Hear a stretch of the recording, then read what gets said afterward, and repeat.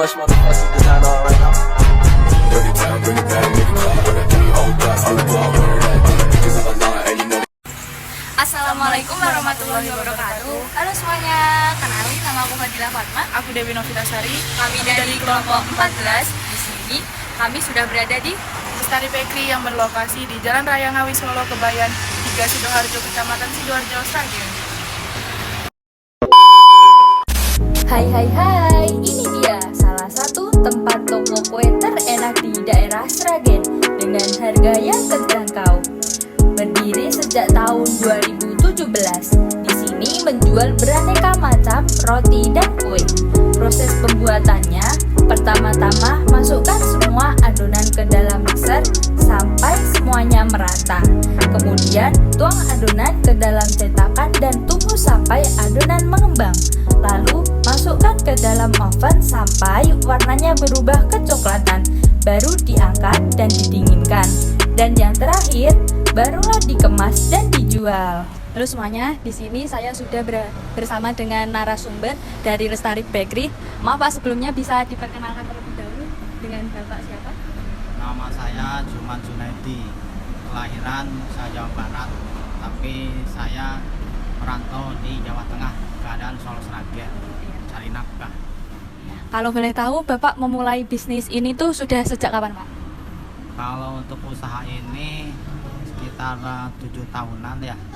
Tapi kalau secara kita untuk pengalaman ilmu, sudah dari kecil saya membidangi ilmu ini. Nah Pak, Kak, dari bahan-bahan buat kue ini tuh apa aja Pak? Kan kalau bahan utamanya udah pasti tepung kan ya Pak? Nah bahan pendukung lainnya itu apa Pak? Nah itu kita ngambilnya kan ke mutu ya. Berarti kita harus tahu apa namanya itu dalam kita produk itu kan ada tahapan ya, kelas menengah, kelas bawah, kelas atas ada itu ya. Nah, jadi kita ngambil kelas menengah, kita juga harus tahu kelas menengah itu kemauannya apa ya, kita cari, kita layani. Jadi mutunya itu harus terjaga, berarti bahan pokok juga harus bagus, bahan bakunya harus bagus.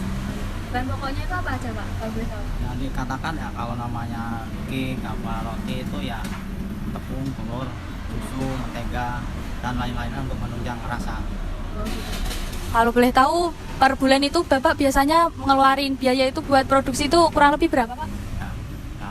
Ya maaf ya, kita itu sebagai orang usaha kecil dikatakan ya UKM apa kita sudah punya produk apa katakan industri ya.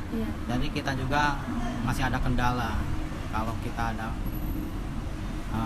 kenaikan harga dalam ekonomi global, itu juga kita terpengaruh dengan ekonomi global itu. Biasanya rata-rata itu berapa Pak per bulan? Nah itu paling ya per hari untuk saat ini per hari paling ya 5 juta apa 4 juta gitu per hari dikalikan 30. Boleh tahu Bapak di sini tuh memperkerjakan berapa karyawan Pak? Nah itu waktu sebelum corona itu sampai 25 orang. Kalau sekarang Pak? Nah, jadi habis corona itu kan kena global ekonomi. Habis corona itu bukannya baik, malah untuk produksi gini malah menurun. Nah itu jadi ini berkurangnya separuh. Nah itu karyawan yang diproduksi itu 15 orang, belum pedagangnya 7 orang. Kalau boleh tahu per bulan itu gaji karyawannya berapa Pak kira-kira? Kalau di sini nggak mengikuti ya, nggak mengikuti umum pabrik besar ya. Jadi siapa yang ahli itu ya itulah lebih tinggi dari umum. Biasanya kan gitu. Kalau yang paling rendah itu UMR Pak? Enggak, yang jelas di bawah itu. Tapi kan kita makan. Makan dari sini. Jadi udah gitu. Kalau makan itu per harinya berapa Pak? Ya 2 kali lah katakan. Paling ya kalau banyak pilihan sampai 3 kali. Kalau buat biaya makan itu 10.000 itu lebih atau sekitar segitu Pak? Kalau untuk sekarang ya mungkin kurang ya 10.000 per hari untuk orang. Berarti Ya. 30? Kalau Ya, satu orangnya itu? kalau sistem saya kan masak sendiri ya. Tapi kalau kita misalkan memang umum kebanyakan 10.000 ya. Kalau usaha kecil itu 10.000 tapi kan kurang ya, kasihan. Iya. Tapi lebih baik masak sendiri kan. Iya Pak. Nah, kalau biasanya itu selain membeli bahan produksi itu yang Bapak keluarin itu apa Pak biayanya? Kayak Untuk biaya produksi. iya, listrik, mesin gitu. Ya itu listrik juga udah hampir, ini kan listriknya kan masih menengah ke bawah ya.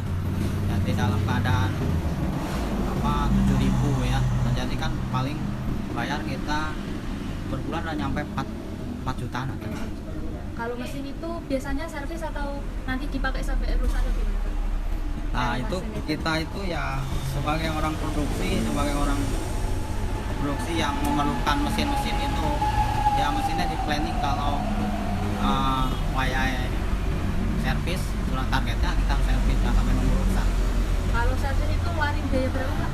Nah, kalau masalah untuk mesin makanan ini lumayan mahal juga ya. Jadi untuk suku cadang udah lebih dari mobil. Jadi belum servisnya juga lebih dari mobil kita mengeluarkan biaya itu. Biasanya itu servisnya berapa tahun sekali Pak? Apa bulanan atau gimana? Karena servisnya Kalau gitu saya kemampuan ya. Yang penting kan nggak terlalu rusak banget. Jadi kalau misalkan udah agak kelihatan kurang gak enak ya kita servis aja dulu. dalam setahun itu udah pasti servis belum? Oh itu pasti, soalnya peralatan itu kan waktu itu kan nggak langsung aset ya, dari aset berjalan. Tadi kan kita beli 1 unit, mampu 1 unit lagi gitu. Jadi kan nggak semua harus servis. Pertanyaan selanjutnya Pak, berapa omset yang Bapak dapatkan dalam per bulannya? Kita itu nggak sedetil itu ya. Kalau untuk saya sendiri,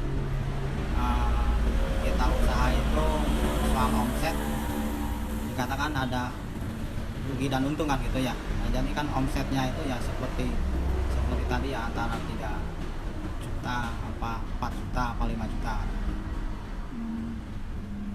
per hari. Per hari. Gitu. Terus untuk keuntungannya itu biasanya Bapak mendapatkan berapa? Nah itu. Jadi kalau saya itu sedetil setiap hari mencari keuntungan. Kalau untuk saya pusing. Kalau untuk saya yang penting produksi sekian laku. Soal untung dan tidak itu yang jelas sudah ada pas keuntungan kalau orang usaha kan itu. Tapi kalau kita sedetil untuk kita data, saya nggak begitu suka. Soalnya apa? Nanti kalau pas kita ada penurunan kadang-kadang orang tuh ngedon, jadi males. Jadi udahlah sejalannya aja. Tahu-tahu kita bisa makan, karyawan gaji, bisa kebeli peralatan kan. Biasanya roti-roti ini disetornya kemana aja Pak? Ini door to door ya. Ada perkantoran, ada pasar. Berarti Pasar kemana? tradisional sampai ya kota ya, pasar kampung juga. Jadi antara Boyolali, Solo, Sragen. Dalam biaya transportasi yang Bapak keluarkan itu berapa untuk transport? Nah, untuk keseluruhan sales itu paling mengeluarkan satu orang itu per orang itu 30.000 Per untuk bensin. 30.000 kalau dikalikan misalkan ada sama motor sini untuk pasar gitu ya sekitar 30.000 kali 8 berapa ya? 240 Ya gitu. sekitar gitu. Per hari Per harinya. ya untuk bensin ya. Pertanyaan terakhir, apa sih suka duka Bapak yang Bapak rasakan saat ini dari awal membangun bisnis sampai detik ini? Suka dukanya itu namanya kita orang berusaha ya, pasti ada suka dukanya. Jadi dalam usaha itu ya, kalau sukanya ya lagi nyaman-nyaman aja ekonomi. Kalau sudah nggak nyaman ekonomi, harus merasakan gimana kan gitu loh. Kita harus ekstra berpikir, harus ekstra kerja keras kan gitu. Suka dukanya gitu. Sepertinya sudah cukup beberapa pertanyaan dari kami. Selanjutnya apakah mungkin kita bisa lihat proses produksinya Pak? Oh ya, nanti dilihat dulu. Cuman kan ini kan nggak banyak soalnya kan hari Sabtu biasa setengah hari kalau katakan. Nah, itu tadi keseruan kita dari wawancara sama pemilik Bestari Bakery di daerah Sragen. See you next time guys, bye bye.